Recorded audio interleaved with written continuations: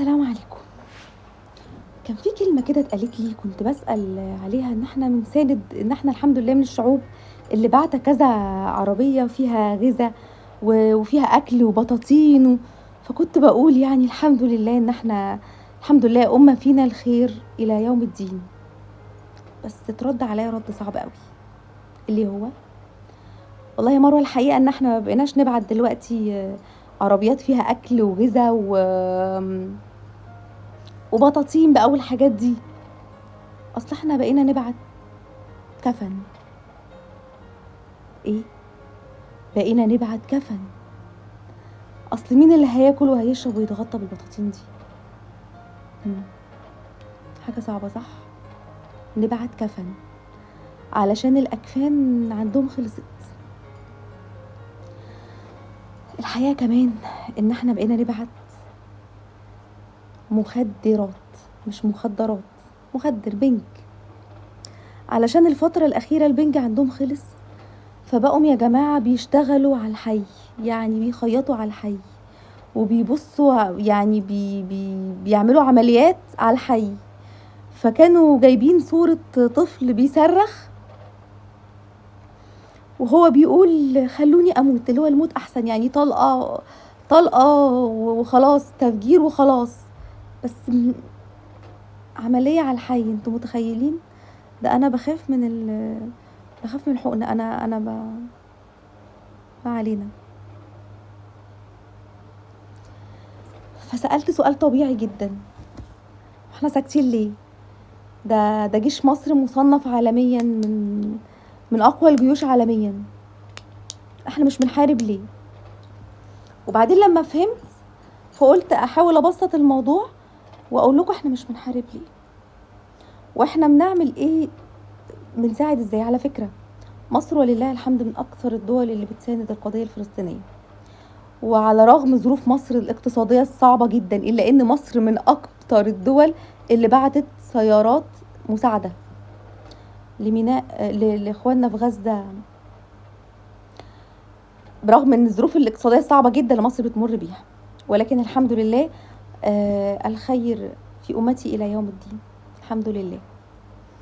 وفهمت ان احنا مش أمة جبانة ولا حاجة. اصل عرفت ان في حاجة اسمها حلف الفيتو. احنا لو ضربنا طبعا هندمر اسرائيل، اصل اسرائيل دي ولا حاجة جنب اقوى جيش عالميا. مصر فعلا مصنفة من اقوى الجيوش عالميا، من خير اجناد الارض الجيوش المصرية. فهي هتدك اسرائيل كده، يعني لو قالت لها بس صباح الخير اسرائيل باي باي مع السلامة. بس احنا حبايبي مش هنضرب اسرائيل. في منظمة عالمية اللي هي حلف الفيتو ده، لهم قوانين ما ينفعش حد يتخطاها، اللي هي ان احنا لو ضربنا فانتي دولة معتدية. هو انتي حد جامتك؟ انتي حد لمسك يا مصر؟ حد كلمك يا مصر؟ لا، ما حدش كلمك، يبقى انتي كده دولة معتدية. امتى؟ لو حد بقى ضربني برصاصة بس كده، فانا بقى ايه؟ احارب، يبقى انا كده دولة باخد حقي، انا مش معتدية، انا دولة باخد حقي. انما انتي حد دلوقتي محدش داسلك على طرف، فانتي بتحاربي ليه؟ اللي هيحصل بقى ان خلاص انتي كده دولة معتدية، فحلف الفيتو هيقوم عليكي ويقرر ان انتي لازم تتحاربي. فمش هحارب اسرائيل، انا هحارب امريكا، بريطانيا بالصلاة على النبي كده عليه الصلاة والسلام، المانيا، فرنسا، والهند كده دخلت في الموضوع، يعني بتشارك، لقت نفسها قاعده فاضيه فقالت والله اساندهم. يعني ما ساندهمش ليه؟ ما كانتش لها في الموضوع حقيقي الهند، بس يعني قالت تساندهم. مين بقى هيرد عليهم؟ روسيا وكوريا الشماليه. هو هتبقى في حرب عالميه ثالثه واحنا هننداس في النص. هل مصر تعرف تواجه امريكا وفرنسا وبريطانيا والمانيا والهند لوحدها؟ ده حتى لا تلقوا بايديكم الى التهلكه. لا، وبدل ما تبقى في دولة بتنضرب وبتندك وبتنهار، هتبقى مصر كمان، وساعتها مش هنعرف حتى نساعد. فيبقى احنا نعمل ايه؟ نساعد. نقف ساكتين؟ لا، نساعد بالحاجات اللي احنا بنبعتها واللي ربنا يا رب يقدرنا نبعتها. نساعد يا جماعة بان احنا نوقف ان احنا نبعت ليهم بترول، لان احنا من الدول اللي عندنا بترول، والدول العربيه كلها حقيقه انا شايفه ان انتوا المفروض كلكم توقفوا ما تبعتوش بترول خالص. ودي طريقه قويه جدا وحاربناهم بيهم كذا مره على فكره. ايام الانتفاضه احنا ضغطنا عليهم بالبترول.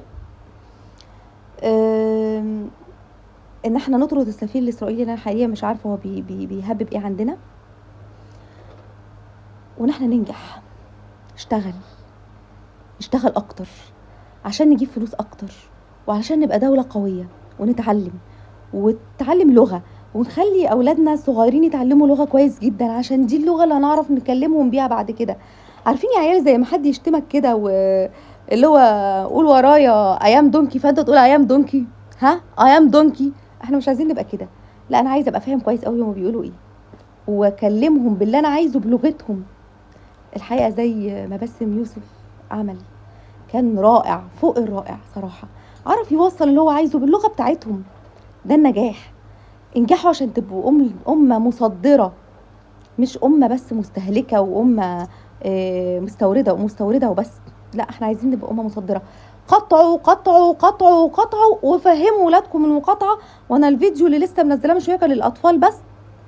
قولوا لعيالكم ايه الحاجات اللي تتقاطع واللي مقاطعة، وكل يوم قولوا لهم، وحرموا الحاجات دي في بيتكم.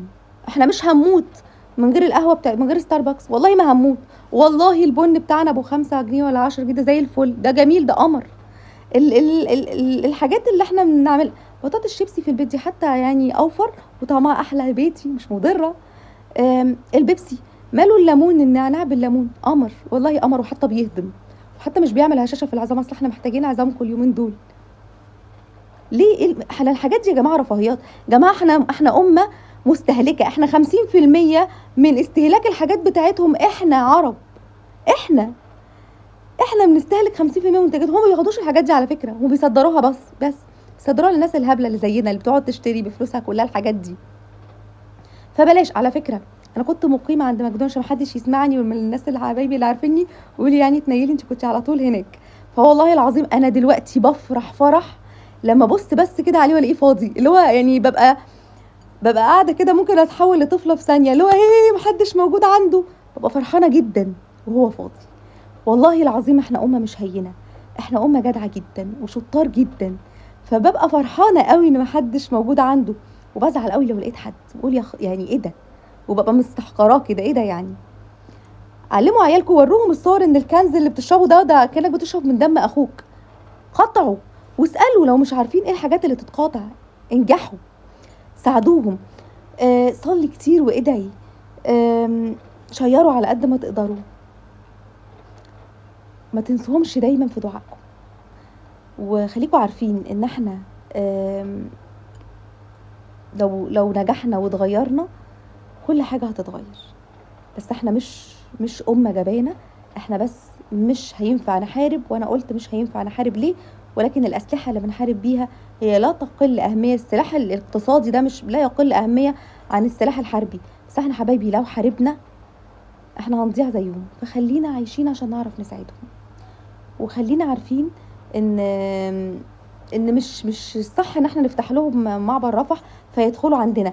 احنا على فكرة احنا دخلنا السوريين عندنا وعايشين معانا في مصر، وفتحوا محلات وشاركونا في كل حاجة، لان احنا خير أمة. مصر بلد الأمن والأمان، وربنا حافظها إلى يوم الدين. احنا رمانة الميزان. فهم حقيقي نجحوا في ان هم يعملوا تشتيت في العراق وسوريا، مش عارفين يعملوا كده في مصر. عايزين يعملوا فتنة طائفية بين المسلمين والمسيحيين حقيقي مش هيقدروا، لان احنا فعلا الحمد لله أمة واحدة في كل حاجة. جماعة انا ساعات كنت بروح اقول زميلاتي المسيحيات، اقول لهم يا جماعة ده انا في واحدة مسيحية بتقعد تقول كذا وكذا على الاسلام، هو ايه ده، ازاي هم بيقولوا كده؟ يردوا هم يقولوا لي لا يا مروة دول غلط، احنا عارفين دول غلط، بيحاولوا يكرهونا ببعض، هم اللي بيقولوا كده. نفس الكلام احنا عندنا حتى اللي يقعدوا يشتموا فيهم، لا يا جماعة ده مش ديننا، مفيش فتنة طائفية عندنا ولله الحمد. فاحنا أمة قوية جدا.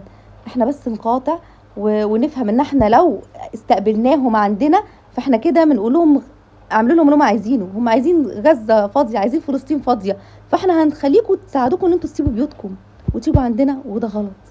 احنا بنساعدكم باللي نقدر عليه، وان احنا ما نفتحش مصر ده افضل حاجة صح. سلام عليكم.